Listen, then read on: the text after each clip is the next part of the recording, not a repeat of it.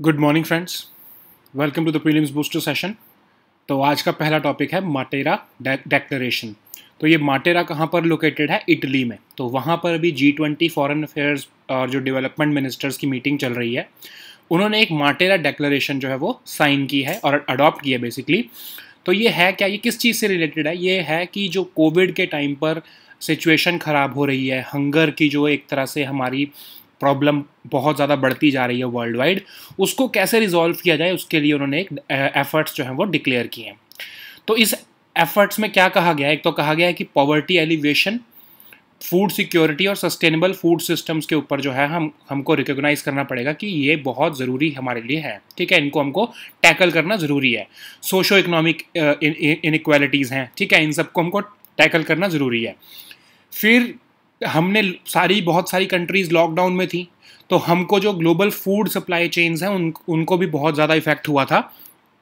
तो उसकी वजह से भी जो है पैंडेमिक इंड्यूस्ड हंगर भी बहुत ज़्यादा फैल गया था। ठीक है, अब जैसे आपने देखा है अफ्रीका में भी जो वो इथोपिया वगैरह में चल रहा है अब कन्फ्लिक्ट, जो टिग्रे रीजन में, वहाँ पर भी अभी हमने कुछ टाइम पहले देखा था कि वहाँ पर भी जो है हंगर की सिचुएशन बहुत जो है फैमिन बहुत ज़्यादा बढ़ती चुकी है, फेज़ 5 पे पहुँच चुकी है। तो ये सारे मुद्दों को देखते हुए माटेरा डेक्लेरेशन जो है वो अडॉप्ट की गई है। ठीक है, सारा का सारा सिर्फ एक ही चीज़ से रिलेटेड है कि हमको हंगर को कैसे जो है टैकल करना है, ग्लोबल फूड ट्रेड कैसे ओपन रह सके और हमारी फूड मार्केट्स कैसे जो है फंक्शन करती रहें। ठीक है, तो इसमें कहा है कि इन्वेस्टमेंट्स जो है फूड सिक्योरिटी के लिए मोबिलाइज करने की ज़रूरत है। तो पब्लिक डेवलपमेंट बैंक्स जैसे हमारे वर्ल्ड बैंक है, फिर जो है AIIB है, एशियन डेवलपमेंट बैंक है, ये सब जो है ऐसे 450 टोटल पब्लिक डेवलपमेंट बैंक्स हैं, और भी बहुत सारे हैं ऑफ कोर्स। तो ये $2 ट्रिलियन का इनकी volume of activity around the world है। ठीक है, तो कहा गया है कि यही जो है हमारे पब्लिक डेवलपमेंट बैंक्स जो ग्लोबल भी हैं, ये प्राइवेट सेक्टर जो इन्वेस्टमेंट्स है उसको मोबिलाइज करें और 300 बिलियन से लेके $350 बिलियन तक जो है इन्वेस्टमेंट्स हमको लगेंगी 2030 तक, ताकि हम जो है इस हंगर और अंडर न्यूट्रिशन ये सारी चीज़ों को हम जो है वो ख़त्म कर सके। उसके बाद अगर जब हम ख़त्म कर देते हैं इसको, तो हमारा $5.7 ट्रिलियन एनुअली जो है हम सोशल और इकोनॉमिक रिटर्न इससे जनरेट कर पाएंगे। ठीक है, तो थोड़ा सा हम G20 भी देख लेते हैं। G20 क्या है? वर्ल्ड की जो 20 लीडिंग इंडस्ट्रियलाइज कंट्रीज़ हैं वो इसके अंदर पार्टिसिपेट करती हैं। 19 कंट्रीज़ हैं इसके अंदर और एक यूरोपियन यूनियन अलग से रिप्रेजेंटेड है। ठीक है, so now let us see this topic in English. Matera Declaration. So Matera is located in Italy, and G20 foreign ministers and development ministers, they are meeting in that vicinity of Italy's Matera, and they have issued a joint declaration regarding the issue of food security. Okay, so as we have seen that during this pandemic lockdown, we have had issues of hunger and food insecurity was rampant. There are similar issues of violence in Africa, especially in Ethiopia region, okay, where a famine-like situation has exacerbated. Now, these countries, these G20 countries, they are realizing that the issue has gone out of control, and we need to tackle this situation as soon as possible so that we can realize the sustainable development goal of zero hunger by 2030. So this declaration is basically is primarily recognizing the pandemic induced hunger, which was which happened basically due to the pandemic induced lockdowns, and which hampered the global food supply chains. And because of such supply chains and food market issues, we have had food insecurity in many parts of the globe. So this Matera Declaration is realizing that we need to keep this global food trade open, and we need to assure that these food markets do not face further digression into or they do not get hibernated again. Okay, so we want them to remain functional so that food security can be ensured.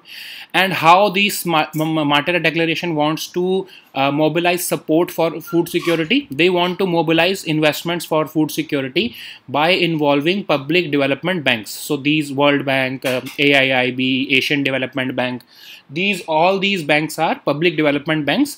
So we have almost 450 public development banks, and who are transacting a volume of almost $2 trillion annually. And we want these basically these foreign ministers, they want these banks to mobilize private investments and invest almost $300 to $350 billion per year until 2030, so that we can target the zero hunger approach by that time. Okay, so after, it is saying that after we eliminate hunger from the world, we would be able to generate a $5.7 trillion annually from the social and economic returns, which would be generated out of the zero hunger goal realization.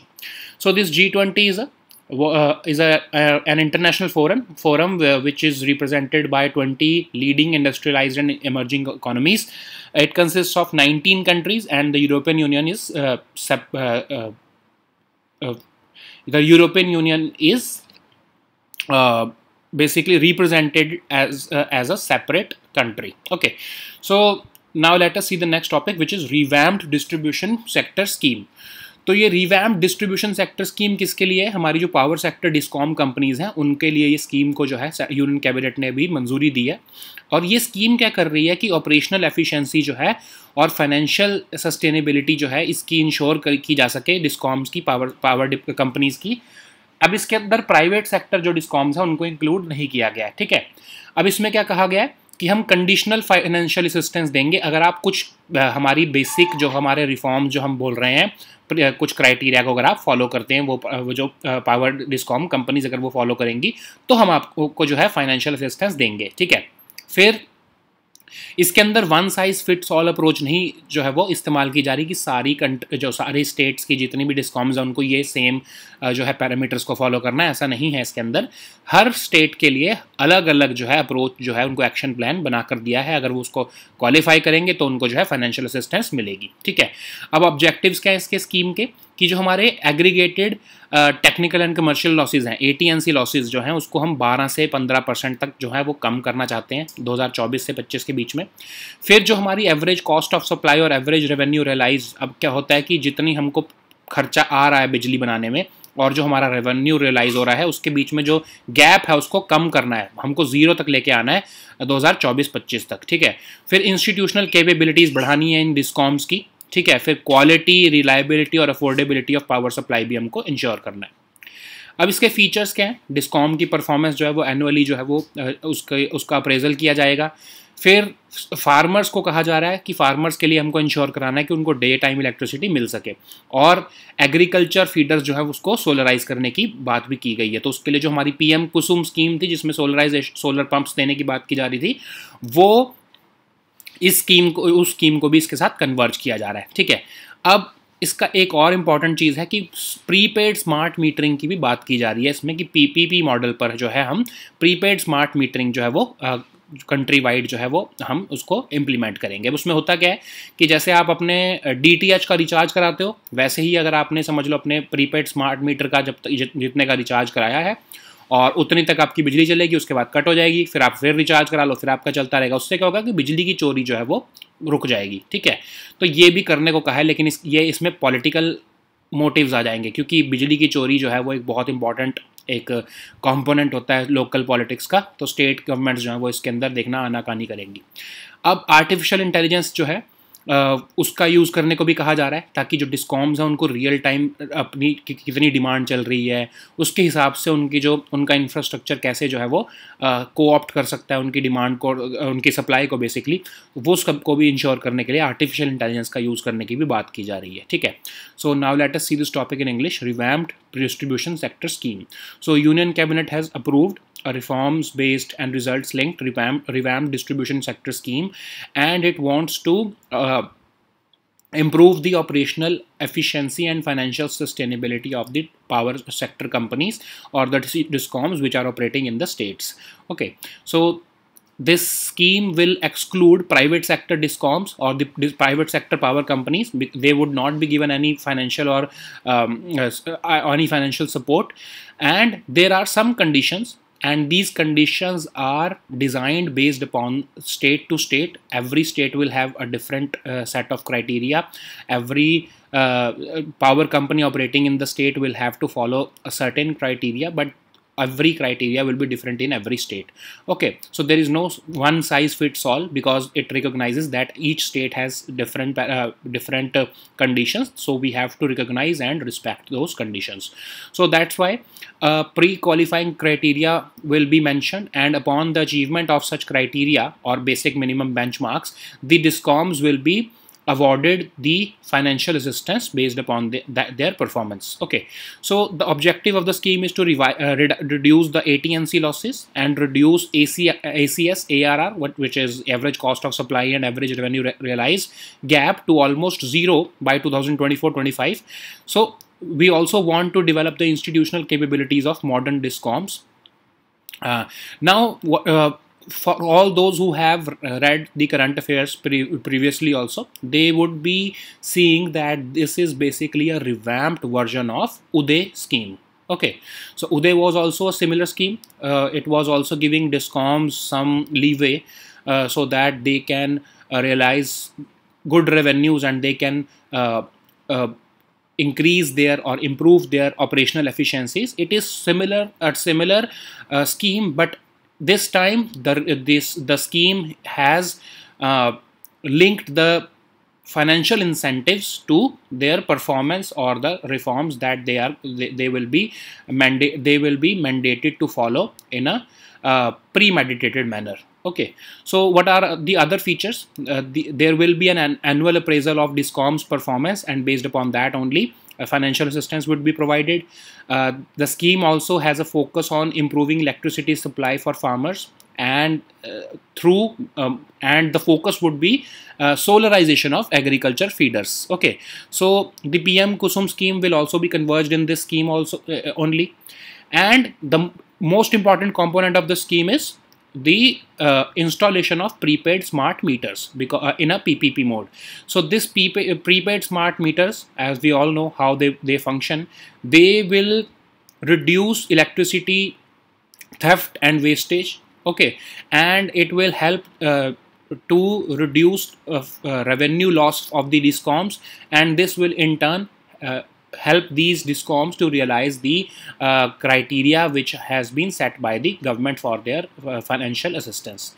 And now artificial intelligence would also be leveraged, so that these discoms can know effectively that how much demand is going to be there in the near future, and how much supply they have to control. And there are several other features which would be available once you deploy artificial intelligence in your systems. Okay, so now let us see the next topic, BharatNet program. तो union cabinet ने जो है 16 states में जो है Bharat net जो programme है उसको इम्प्लीमेंट जो है करने की और मंजूरी दे दी है। तो ये ऑलमोस्ट एक थर्ड फेज चल रहा है हमारा भारत नेट प्रोग्राम का। तो अब इसमें न्यू चेंजेस क्या है, अब जो जितने विलेजेस बच गए हैं जो ग्राम पंचायत में नहीं आते थे, जो बच गए विलेजेस हैं, ऑल इनहैबिटेड विलेज जो बचे हुए हैं, वहाँ पर भी जो है भारत नेट जो है स्कीम को इम्प्लीमेंट किया जाएगा। और अब इस स्कीम में होता क्या है, हम ऑप्टिकल फाइबर पहुंचाते हैं वहाँ पर, ताकि हम ब्रॉडबैंड की फैसिलिटी इन सारे स्कीम्स को इन सारे विलेजेस को हम दे पाएँ। ठीक है, अब ये स्टेट्स जो यहाँ पर मेंशन की हुई हैं, जो इनमें जो है फोकस किया जाएगा, और ग्राम पंचायत अगर कुछ बच गई हैं तो वहाँ पर भी फोकस किया जाएगा। ठीक है, अब एडवांटेजेस क्या है, इनोवेटिव टेक्नोलॉजी एक तो आती है, प्राइवेट सेक्टर प्रोवाइडर पहुँच जाता है कंज्यूमर्स तक। तो है ब्रॉडबैंड की एक, अगर आप ब्रॉडबैंड पहुँचा देते हो किसी भी जगह पर, वहाँ पर डेवलपमेंट जो है वो होनी शुरू हो जाती है। फिर हाई क्वालिटी ऑफ सर्विस मिलेगी कंज्यूमर्स को, हाई स्पीड इंटरनेट मिलेगा, और नेटवर्क कनेक्टिविटी एक तरह से हमारे पास हमारी जो है विलेज लेवल तक, रिमोट लोकेशन तक परमानेंट हो जाएगी। कॉम्पिटेटिव टैरिफ्स दिए जाएंगे उनको। ठीक है, कंज्यूमर्स का भी फ़ायदा है उनके लिए, ऑनलाइन सर्विसेज अवेल कर पाएंगे वो। ठीक है, अब ये भारत नेट प्रोग्राम था क्या असली, अब ये पहले असल में एक नेशनल ऑप्टिकल फाइबर नेटवर्क था जो कि चल नहीं पाया, बहुत स्लो इम्प्लीमेंट हुआ था। यूपीए के टाइम पे तो इसका बहुत ही बुरे हाल थे, बहुत ही स्लो इसकी जो है वो इम्प्लीमेंटेशन हो गई थी। तो 2016 के आसपास जो है गवर्नमेंट ने इसको रिवाइव किया और भारत नेट प्रोग्राम जो है इसको बनाया, ठीक है। अब जो यूनियन गवर्नमेंट है इसमें रूरल इंटरनेट कनेक्टिविटी, ये एक रूरल इंटरनेट कनेक्टिविटी प्रोग्राम है जिसको एक special purpose vehicle Bharat broadband network limited बनाकर जो है इम्प्लीमेंट किया जा रहा है। और ये जो स्पेशल पर्पस व्हीकल है ये डिपार्टमेंट ऑफ कम्युनिकेशंस जो है उसके अंदर जो है, I am sorry, department of telecommunications जो है उसके अंदर इसको बनाया गया है, मिनिस्ट्री ऑफ कम्युनिकेशंस के अंदर, ठीक है। तो अब ये याद रखो, ये इसमें यहाँ पर गलती से लिखा गया, मिनिस्ट्री ऑफ कम्युनिकेशंस जो है वो अब अलग हो चुकी है और ministry of electronics and information technology अलग हो चुकी है, ठीक है। तो ऑफ कोर्स लेकिन मिनिस्टर एक ही हैं उनके, और वो एक तरह से एक बहुत ही वाइड मिनिस्ट्री के अंदर काम करते हैं, बट इन दोनों को हमने 2016 में अलग कर दिया है, ठीक है। तो जो टेलीकॉम मिनिस्ट्री है वो टेलीकॉम मिनिस्ट्री, हम इसी को कहते हैं मिनिस्ट्री ऑफ कम्युनिकेशंस को, ठीक है।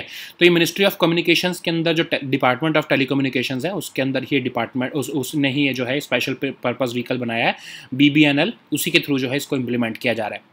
अब ये BBNL जो है वो BSNL का यूज़ करता है, रेलटेल का यूज़ करता है, पावर ग्रिड का यूज़ करता है, इनके थ्रू जो है इस प्रोजेक्ट को इम्प्लीमेंट कर रहा है। वर्ल्ड का largest rural broadband connectivity programme है ये। और पैसा कहाँ से आता है इसके लिए? यूनिवर्सल सर्विस ऑब्लिगेशन फंड जो है गवर्नमेंट ने बनाया था, उसी का जो है पैसा जो है उसके थ्रू ये प्रोग्राम को इम्प्लीमेंट किया जा रहा है। जो फर्स्ट फेज़ था इसका 2017 तक 1 लाख ग्राम पंचायत में पहुंचानी थी कनेक्टिविटी, वो हमने कर लिया था। सेकंड फेज़ भी जो है वो 2.5 लाख से ऊपर जो है ग्राम पंचायत में पहुंचानी थी electricity, I am sorry connectivity, वो भी हमने अचीव कर लिया था। अब ये थर्ड फेज़ जो है वो रिसेंटली जो है इसमें 2018 से अभी तक तो चल रहा है, ग्राम पंचायत को हमने कवर कर लिया, लेकिन जो बाकी ग्राम पंचायत के अलावा जो विलेजेस रह गए हैं उनको अब कवर किया जा रहा है। अब देखो ये यूनिवर्सल सर्विस ऑब्लिगेशन फंड क्या है, इसको 2002 में जो है एस्टैब्लिश किया गया था। और जो हमारी टेलीकॉम कंपनीज़ हैं उनके जो AGR होता है, डिस्ट्रिक्ट ग्रॉस रेवेन्यू होता है, उस पर 5% जो है उनसे चार्जेस लिए जाते हैं। और उसका यूज़ क्या किया जाता है कि हम जो है ये ब्रॉडबैंड या जो कनेक्टिविटी है हम उसको रूरल और रिमोट एरियाज़ में पहुंचाएंगे, तो सरकार उनसे चार्ज करके जो है एक तरह से इस फंड का इस्तेमाल भारत नेट प्रोग्राम में या टेलीकॉम कम्युनिकेशन जो सर्विसेज हैं वो रूरल एरियाज़ या रिमोट एरियाज़ में पहुंचाने की कोशिश करती है, ठीक है। So now let us see this topic in English. Bharat net programme, so union cabinet has approved the revised implementation strategy of BharatNet program through a public-private partnership mode in these 16 states which I have covered here. Okay, so this scheme will now be will be extended to all those inhabited villages which are beyond the gram panchayats. So we have connected almost all the gram panchayats, maybe few are left. Those villages which are inhabited, those villages which are beyond gram panchayats, and the leftover gram panchayats will be connected in this phase now. Okay, so what is this program? This BharatNet program is creating, upgrading, operating, maintaining and utilizing optical fiber and broadband connectivity for the villages. Okay, so what are the advantages? If we connect these villages with broadband, high speed broadband or optical fiber, we will be giving them innovative technology so that private sector providers will give them attractive offers and service, high quality service. Now they will be quickly connected to with this broadband connectivity. The consumers will remain connected to the rest of the world. They will have competitive tariffs because once broadband is reached in a place, they will get more benefits for internet connectivity. They will remain connected with the country, or even the remotest of areas of the country will remain connected throughout the year. Okay, all these online services will also be available for them. Now, what is this BharatNet program? So this was a program of Union government to provide rural internet it's a rural internet connectivity program. Now this is being implemented by BBNL. So it is a special purpose vehicle which is functioning under the Department of Telecommunications. So this BharatNet program was previously called National Optical Fiber Network, but this program failed because of some issues. But now it has been rebranded as BharatNet program. Although this Bharat Broadband Network Limited is a special purpose vehicle which is implementing this scheme, the project is actually being executed by the BSNL, Railtel and Power Grid. It is the world's largest rural broadband connectivity program, and the funds for this program are utilized through the Universal Service Obligation Fund. Okay, and currently we are in this third phase, and we want to connect all the uninhabited villages which are outside the gram panchayats, and there are some gram panchayats also which are left, which have not yet been connected. So we will connect those also. This Universal Service Obligation Fund was established in 2002, and it is basically a charge on all the major telecom companies. A 5% charge on their adjusted gross revenue is levied, so that we can utilize these funds to provide internet services or telecommunication services in the rural and remote areas of the country. Okay, so now let us see the next topic, which is one nation one ration card. तो supreme court ने भी जो है जितनी भी states और union territories हैं उनको बोला है कि आपको 31 जुलाई तक जो है ये one nation one ration card scheme जो है, यह सिस्टम है, इसको अपनी स्टेट में इम्प्लीमेंट करना है, क्योंकि बहुत सारी स्टेट्स जैसे दिल्ली है, वेस्ट बंगाल है, ये इम्प्लीमेंट नहीं कर रहे थे, तो अब सुप्रीम कोर्ट ने बोल दिया इनको इम्प्लीमेंट करना पड़ेगा. तो ये one nation one ration card क्या स्कीम थी? अब इसको जो है खासकर लास्ट ईयर जब कोविड इंड्यूस्ड लॉकडाउन चल रहा था तब इसको जो है इंट्रोड्यूस किया गया था, क्योंकि क्या हो रहा था कि माइग्रेंट वर्कर्स जो है वो वापस अपने घर जा रहे थे, तो उनके जो राशन कार्ड तो उनके ओरिजिनल जहाँ पर वो रह रहे थे वहाँ पर उसके हिसाब से बने हुए थे.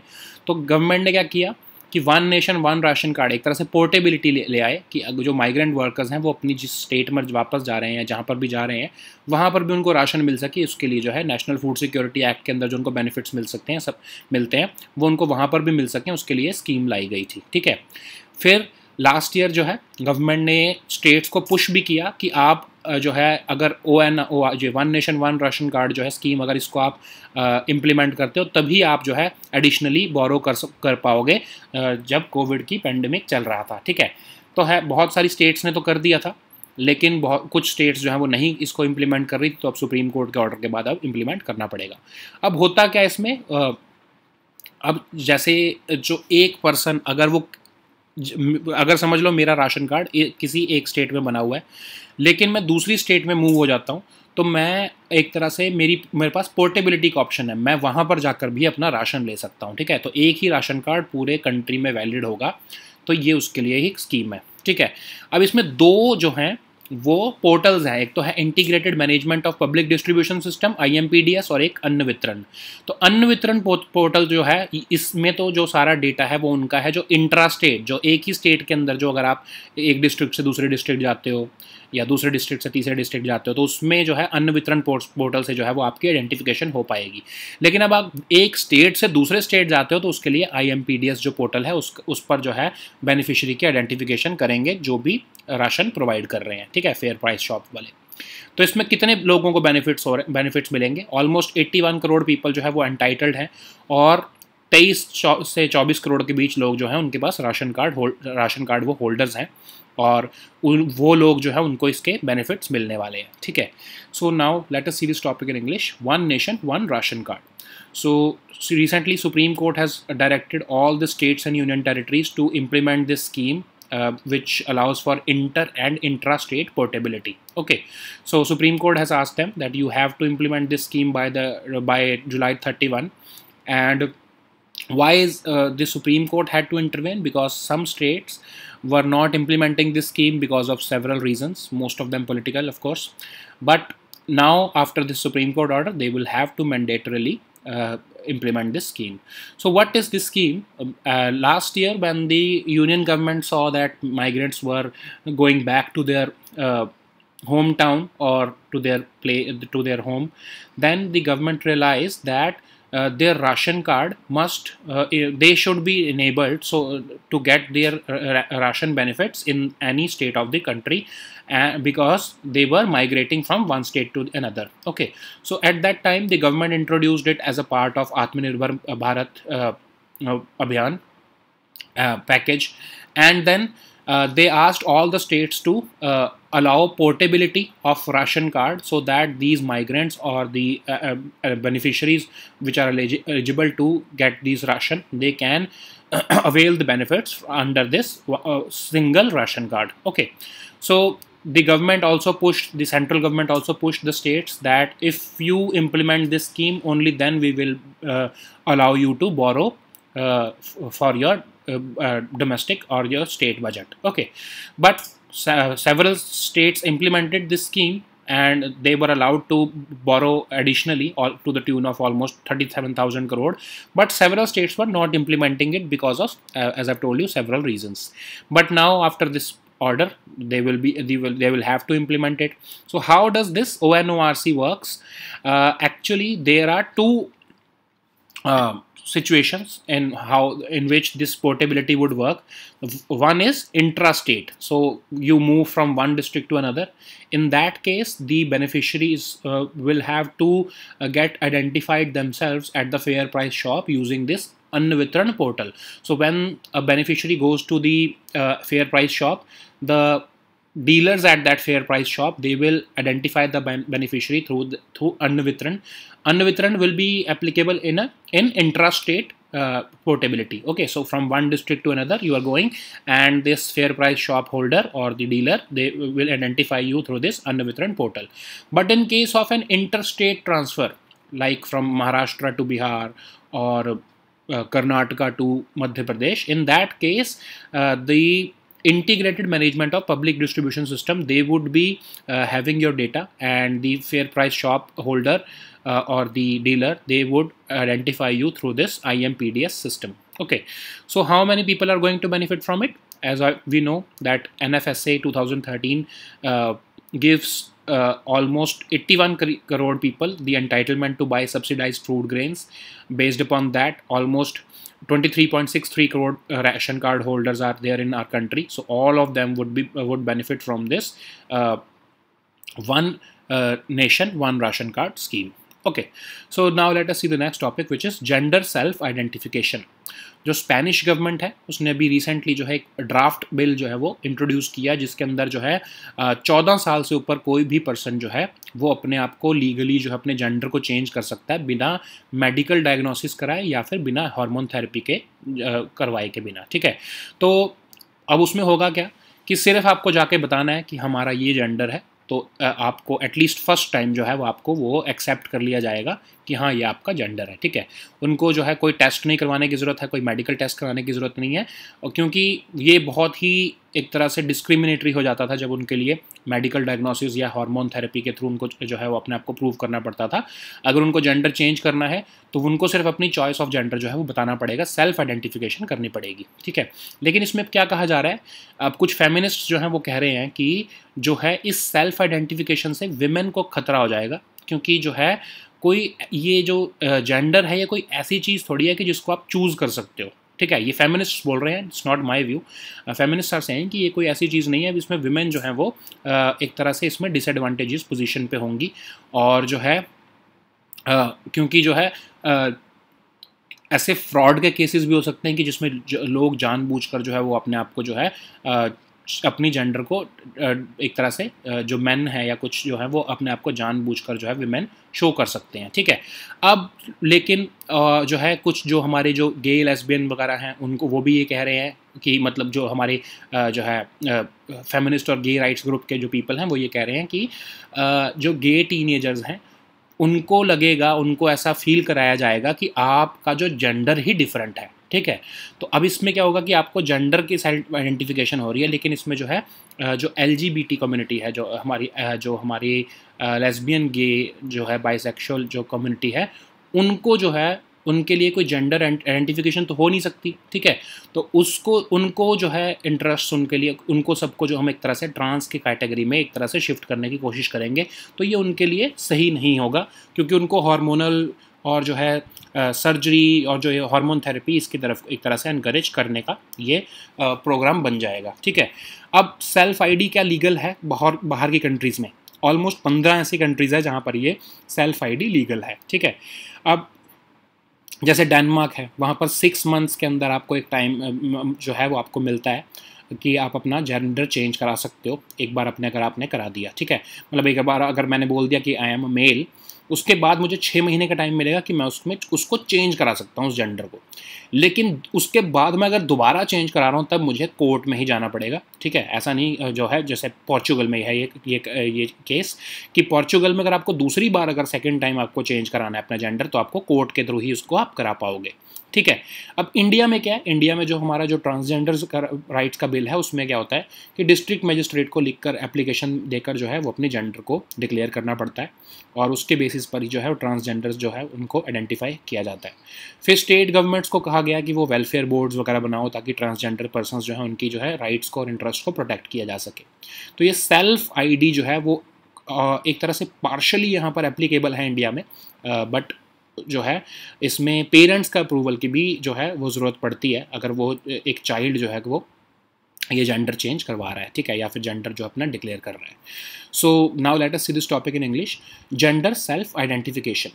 सो this gender self-identification, the Spanish government has basically allowed approved the first draft of a bill which would allow anyone over the age of 14 to legally change their gender without going through the process of medical diagnosis or hormone therapy. So they would simply have to declare that this is their gender. They may have declared that they may have declared earlier that they were male, but after that they can change their gender just because by a self declaration. Okay, so earlier when you had to change your gender, you had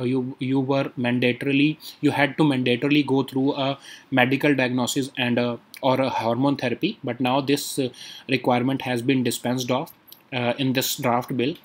Uh, but there are some concerns also that this self identification would be misused and that it could put the women and the gay teenagers at a discriminatory position or a disadvantageous position of basically. Okay, so is this self ID legal anywhere? Almost 15 countries in the world recognize this self ID, and in Denmark, a 6-month reflection period is given that once you declare that for example, I've declared that I am a male. Okay, but later on I go ahead and in Denmark and say that no, I am a female. So after this change, I will be given a 6-month period that I can change this declaration to the original one. Okay, but in Portugal, if you want to change your declaration, you for the second time, and the second time you cannot do it via self declaration. You have to go mandatorily through a court order. Okay, so what is the process of declaring the sex in India? So in India, we have transgender persons rules in which they have to declare their gender to the district magistrate, and parental approval is also required if the application is being made by the child. Okay, so after this declaration, the state governments have they have the welfare boards so that they can protect the rights and interests of the transgenders. Okay, so these were our topics for today. We'll meet next time with new topics. Until then, goodbye and take care.